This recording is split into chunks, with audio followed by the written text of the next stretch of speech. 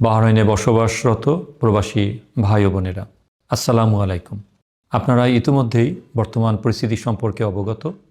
আমাদের বাংলাদেশি ভাই যিনি সম্প্রতি এই যুদ্ধের সময় প্রাণ হারিয়েছেন, আমরা এম্বাসির পক্ষ থেকে গভীর সমবেদনা জানাই। তার সাথে দুজন আহত হয়েছেন। আমরা অত্যন্ত কৃতজ্ঞ।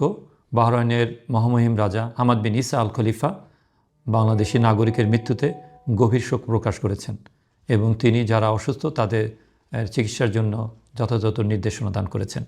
আমাদের মাননীয় পররাষ্ট্রমন্ত্রী মহোদয় ইতিমধ্যেই মাননীয় পররাষ্ট্রমন্ত্রী বাহরাইনের ওনার সাথে কথা বলেছেন। বাংলাদেশের নাগরিক যারা বাহরাইনে আছেন তাদের নিরাপত্তা এবং তাদের সুরক্ষার জন্য বাহরাইনের সরকার সকল ধরনের সহযোগিতা অব্যাহত রাখবে। আমি ইতিমধ্যে নিজেও হসপিটাল ভিজিট করেছি এবং আমার সাথে বাহরাইনের ঊর্ধ্বতন কর্মকর্তারা উপস্থিত ছিলেন।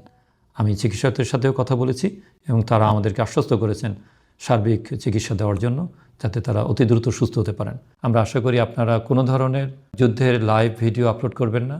আপনারা প্রয়োজনীয় জিনিসপত্র যেমন পাসপোর্ট, সিপিআর, শুকনো খাবার এবং প্রয়োজনীয় ওষুধ এবং অতি জরুরি জিনিসপত্র আপনাদের সাথে রাখবেন। যে কোনো প্রয়োজনে দূতাবাসের সহযোগিতা নিতে পারেন। দূতাবাসের একটা হেল্পলাইনও চালু আছে, আপনারা 333-75-155 যে কোনো মুহূর্তে কল দিতে পারেন, অথবা বাহরাইনের হটলাইন 999-ও আপনারা কল দিতে পারেন।